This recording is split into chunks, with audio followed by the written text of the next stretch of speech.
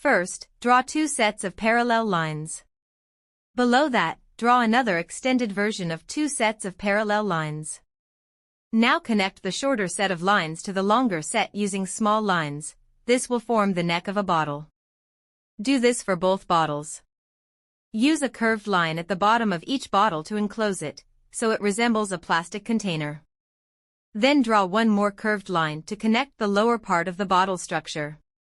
Next, draw the corks of the bottles. Sketch corks in a cylindrical or slightly conical shape, but leave a small gap in each cork where a tube, representing the trachea, will be inserted.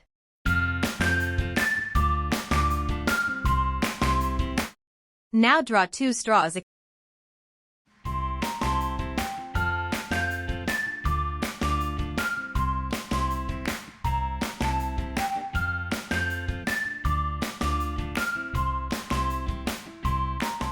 Then draw a Y-shaped glass tube at the bottom end of the long central tube.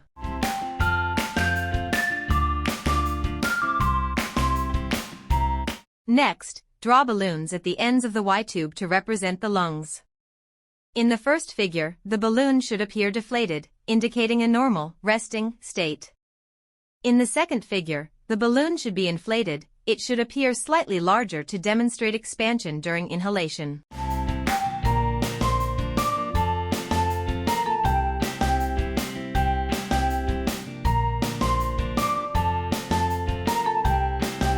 To differentiate the structure and show that this is the base of the plastic bottle, draw a large cone-shaped structure at the bottom. This represents the rubber sheet used in the model. Indicate the movement or position of the rubber sheet by adding horizontal lines to show tension or placement, especially after the base is removed.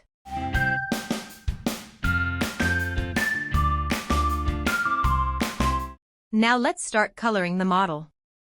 Use gray to color the long straw and red to color the balloons.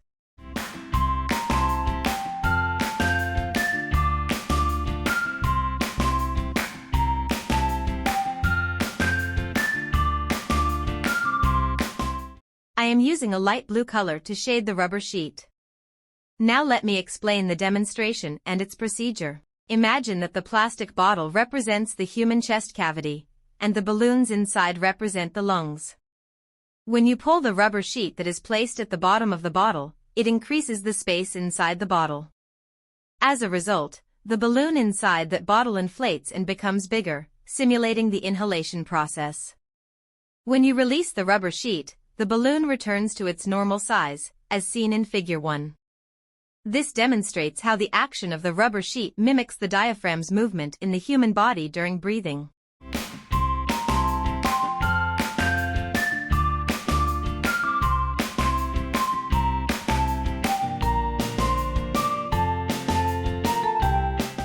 Now, let's label the parts of the diagram.